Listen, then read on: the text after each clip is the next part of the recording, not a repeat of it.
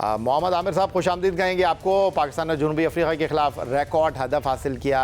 मोहम्मद रिजवान ने बतौर कप्तान अपना भरपूर किरदार निभाया और उनके नायब सलमान अली आगा ने भी अपने कप्तान के कंधे से कंधा मिलाया। ये कामयाबी कितनी अहम होगी चैंपियंस ट्रॉफी के आगाज़ से पहले आपके ख्याल में?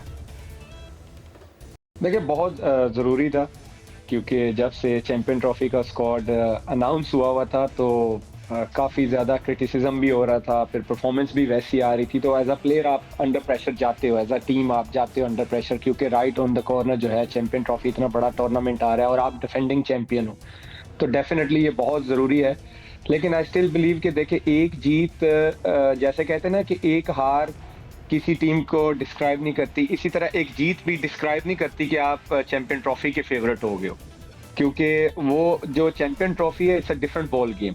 वो बड़ा टूर्नामेंट है और जो 8 टीम्स हैं वो प्रॉपर जो है वो तैयार होके आएंगी। तो यस, जीतने से कॉन्फिडेंस आता है कि आपको वो जो कॉन्फिडेंस होता है वो बिल्टअप होता है। यस, अगर पाकिस्तान अब फाइनल जीतता है ना, तो आई बिलीव कि पाकिस्तान के हाईली चांसेस हो जाएंगे अच्छा परफॉर्म करने के चैंपियन ट्रॉफी में। आमिर, हमारा आईसीसी चैंपियंस ट्रॉफी से पहले ट्राई सीरीज़ का फ़ाइनल खेलना बड़ा इम्पॉर्टेंट है, क्योंककि हम दबाव में आ जाते हैं अगर फाइनल के लिए क्वालिफाई नहीं करते, ये दोनों मैच हार जाते तो credit goes to Rizwan and Salman Agha. 353 record chase हमने किया। अब मुझे ये बताइए कि ये मैच कितना इम्पोर्टेंट हो गया है, क्योंकि 19 तारीख को भी हमने इसी मैदान पर न्यूजीलैंड के साथ ही खेलना है, और ये जो फाइनल है इसकी क्या अहमियत अब आपके ख्याल में है? क्योंकि नफसियाती तौर पर तो जो भी टीम जीतेगी 19 तारीख को मैदान में उसका पलड़ा भारी होगा। देखिए या भाई, इससे पहले मेरा कंसर्न ये है कि आपकी इस फाइनल की जो प्लेइंग 11 होगी ना, मोस्टली वही चैंपियन ट्रॉफी का पहला मैच भी खेलेगी, ठीक है, जो मुझे लगता है। ठीक है, अब कंसर्न ये है कि आपने करना क्या है कि आपने तीसरा फास्ट बॉलर कौन सा खिलाना है। पहले तो मेरा सवाल ये है, क्योंकि मुझे लगता नहीं है कि हसनैन आपको कंसिस्टेंट रन देंगे, क्योंकि उनकी परफॉर्मेंस आपको पता है कि 6 साल से ऐसे ही है। तो आपको अब चैंपियन ट्रॉफी के टोटल 3 मैच है, तो हर मैच में आप टीम नहीं चेंज कर सकते। ठीक है, ये जो फाइनल है, इस फाइनल की प्लेइंग 11 आपकी बहुत इंपॉर्टेंट है कि वो जो 11 खेलेंगे, अगर आप जीत भी जाते हैं और अच्छा परफॉर्म करते हैं, तो फिर वो आपके जो चैंपियन ट्रॉफी के मैचेस होंगे, आपकी प्लेइंग 11 मोस्टली 99% वो होगी, अनलेस कि कोई इंजरी ना हो। ठीक, तो पहले तो आपको प्लेइंग 11, क्योंकि कल अगर आप देखें 49th ओवर जो है क्या कर रहे थे, चैंपियन ट्रॉफी नहीं होगा।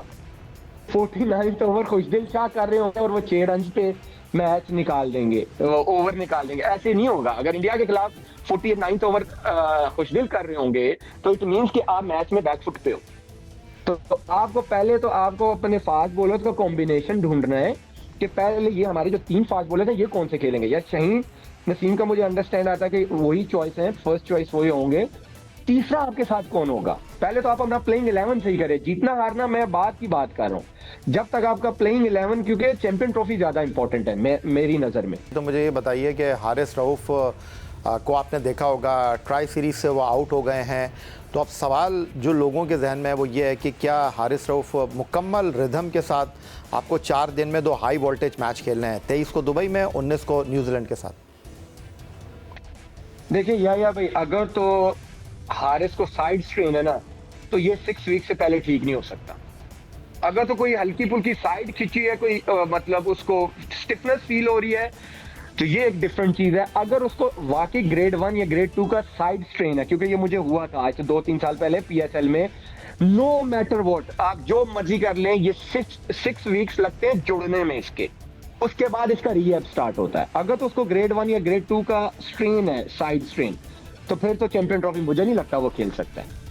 नहीं, लेकिन अभी तो आपने उनको टीम में रखा है, और जो हमारे पास इत्तलात आ रही हैं वो ये है कि जो अब नया रूल है, या बहरहाल आईसीसी की तरफ से कहा जा रहा है कि भाई आपका टीम में प्लेयर जो कि 11 तारीख से पहले आप तब्दील कर सकते थे, ये बड़ी इंपॉर्टेंट चीज़ मैं आपके साथ डिस्कस करने लगा हूँ। वो ये कह रहे हैं कि अगर तो आप किसी को बोलेंगे कि भाई अनफिट हो गया है, लेकिन वो डेडलाइन से पहले ही अपनी पुरानी इंजरी को कैरी कर रहा है, तो उसको कंसीडर नहीं करेंगे फिर वो। तो देखिए, मुझे लगता है करना भी नहीं चाहिए हारिस। देखिए, एक चैंपियन ट्रॉफी के 3 मैचेस के लिए आप अपना करियर दांव पे नहीं लगा सकते, और मुझे लगता है कि बेवकूफ़ी करनी भी नहीं चाहिए। अगर उसको साइड स्ट्रेन है तो मुझे नहीं लगता कि उसको रिस्क लेना चाहिए, क्योंकि वो नहीं दे सकता 100%। साइड स्ट्रेन है, मैं आपसे शर्त लगा सकता हूँ वो नहीं डिलीवर कर सकता, वो ये पेन जा ही नहीं सकता 6 वीक से पहले। ये साइड स्ट्रेन सबसे बुरी जो इंजरी है ना, जो सबसे लंबा टाइम लेती है वो साइड स्ट्रेन, क्योंकि इतना इसके जो पतले होते हैं, ये सांस लेते हुए भी यूज होते हैं। अगर आप खांसी भी करते हो तो आपको दर्द होता है, आप छींक भी मारते हो आपको दर्द होता है, ये सबसे लेट रिकवर करते हैं। मुझे नहीं लगता कि अगर उसको साइड स्ट्रेन है तो वो 6 वीक से पहले रिकवर कर सकता है। तो आमिर, उनका स्कैन भी कराया है और आपने उनको ट्राई सीरीज तो आउट कर दिया, लेकिन एक हफ्ते में आपको लगता है कि वो एलिजिबल होंगे खेलने के लिए? क्योंकि जो डॉक्टर्स हैं, टीम मैनेजमेंट है, वो तो देख रहे हो। आप देखें 13 तारीख हो गई है, 19 को पहला मैच है, अभी तो उसको 1 वीक रेस्ट मिलेगा। 19 में डायरेक्ट मैचेस तो नहीं खेल सकता ना वो, कि 19 तारीख को वो जाके सीधी बॉलिंग शुरू कर देगा, ऐसा तो ही नहीं सकता। उससे पहले उसको नेट प्रैक्टिस करनी पड़ेगी, उसको बाउंसर यॉर्कर करके देखना पड़ेगा कि मेरी इंजरी ठीक भी है कि नहीं। 19 को वो डायरेक्ट तो नहीं वो कर सकता, मुझे नहीं लगता कि अभी वो बॉलिंग भी कर रहा होगा, अभी तो वो कुछ भी नहीं कर रहा होगा, तो 19 को वो मैच कैसे खेल सकता है? हो नहीं सकता। ठीक हो गया आमिर, आपका बहुत शुक्रिया। लेकिन जाते जाते मुझे ये भी बता दीजिए कि चैंपियंस ट्रॉफी में हमने ओपनर नहीं रखा, बाबर आजम को ओपन कराने का फैसला ठीक है? यार जैसे मैं आपको बताता हूँ ना, मेरी स्ट्रेंथ क्या, अगर मुझे नया बॉल नहीं करवाया जाएगा तो मेरा यूजेज नहीं है, क्योंकि मेरी स्ट्रेंथ है नया बॉल, और मुझे अपनी स्ट्रेंथ के साथ स्टिक करना चाहिए। बाबर की जो स्ट्रेंथ थी वो नंबर 3 है, उसकी वो स्ट्रेंथ है, उसको पता है कि वहां से इनिंग्स को बिल्ट कैसे करना है। ओपनर का रोल ही T20 में चल जाता है, वनडे में और टेस्ट में रोल ही डिफरेंट है, कि उसको फेजेस में करना पड़ता है कि ये जो 10 ओवर है मैंने चार्ज लेना है, अगले 10 जो ओवर है मैंने पार्टनरशिप बिल्ड करनी है, वो रोल ही डिफरेंट है। Babar yes is a big player, लेकिन मुझे लगता है कि उसको नंबर 3 पे ही खेलना चाहिए था, ये उसकी स्ट्रेंथ है। यस, जब आप फंसे होते हो ना तो आप डिफरेंट चीजें ट्राई करते हो कि शायद मैं इधर से रन कर लूं या उधर से, तो मेरा एक मोमेंटम आ जाएगा।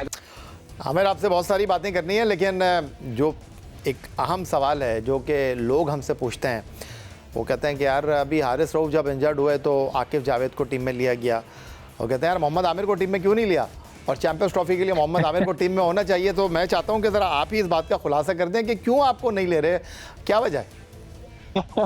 देखिए याया भाई, आपको भी पता है, आप इस फील्ड से काफी जुड़े हुए, काफी अच्छा हो गया आपका इतना एक्सपीरियंस, आपको हर चीज की अपडेट होती है। मैं, आपको पता है, ऑफिशियली रिटायर्ड हो चुका हूँ, और मैं कैसे खेल सकता हूँ जब एक ऑफिशियली प्लेयर एक रिटायर्ड है तो वो खेल नहीं सकता। और जब मैं वर्ल्ड कप खत्म भी हुआ था, आपको भी पता था कि मैं बोर्ड के प्लान्स में नहीं था, तो मैंने तो तभी जो है एक अपना एक फ्यूचर प्लान डिसाइड कर लिया था कि ठीक है जी, आगे मैंने कैसे लेके चलना है। तो यस, लोगों का प्यार है, क्योंकि चैंपियन ट्रॉफी का जब जिक्र आता है, आपको पता है 2017 में हम इंडिया से जीते थे फाइनल ओवल में, तो वो लोगों को एक जो है ना वो याद रहती है। और हमारे, आपको पता है, क्रिकेट फैन जो है काफी क्रेजी हैं, प्यार भी करते हैं। यस, लोगों का प्यार है, लेकिन मेरे तो कोई चांसेस नहीं है ना खेलने के।